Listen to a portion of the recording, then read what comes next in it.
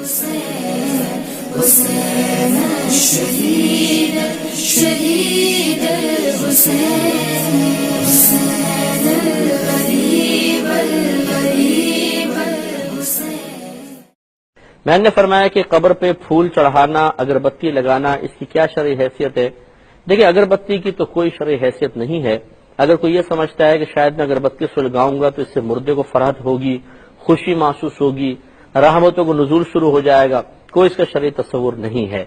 ہاں، اگر کوئی اس قصد و ارادے سے لگاتا ہے چلو اگربتی لگا دیتا ہوں، جو زائرین آ رہے ہیں، لوگ آ رہے ہیں، ان تک خوشبو پہنچے گی، چلو اچھی بات ہے، یہ الگ بات ہے۔ ورنہ اگربتی میں کوئی ثواب کا پہلو نہیں ہے، اس سے کوئی مردے کو راحت نہیں ملتی ہے۔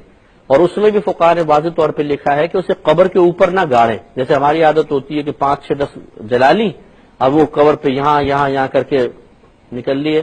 یہ غلط طریقہ ہے۔ ہونا ہی چاہیے کہ آپ قبر کے ساتھ، جہاں کوئی قبر نہ ہو، قبر کے ساتھ جو ہے کوئی ایسا برتن وغیرہ کے اندر مٹی رکھ کے اس میں لگا دیں، اور یا پھر زمین پہ گاڑ دیں، لیکن قبر کے اوپر گاڑنا یہ مکروہ عمل ہے، ایسا نہیں کرنا چاہیے۔ باقی رہے پھول چڑھانا، اس میں کوئی حرج نہیں ہے۔ نبی کریم صلی اللہ علیہ وسلم کے دور مبارکہ میں بخاری کی روایت ہے، سرکار ایک دفعہ 2 قبور کے پاس سے گزرے تو آپ نے ارشاد فرمایا کہ ان 2 قبر والوں پر عذاب ہو رہا ہے، اور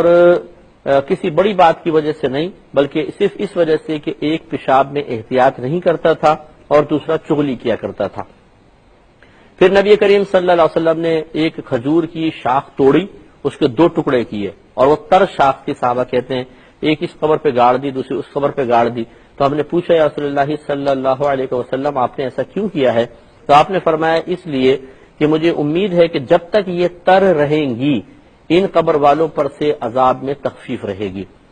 تو اس سے شارحین نے یہ نتیجہ نکالا ہے کہ چونکہ وہ شاخیں تر تھیں، اور جب تک کوئی چیز تر ہوتی ہے وہ اللہ تبارک و تعالیٰ کا ذکر کر رہی ہوتی ہے، تو یہ شاخوں کا ذکر عذاب قبر میں تخفیف و کمی کا سبب بن رہا ہوگا۔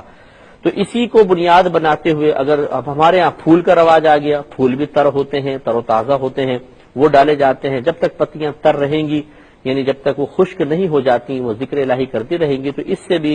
مردے کو راحت پہنچنے کا امکان ہے۔ اور یاد رکھیں کہ جب کوئی عمل مسلمانوں میں رائج ہو جائے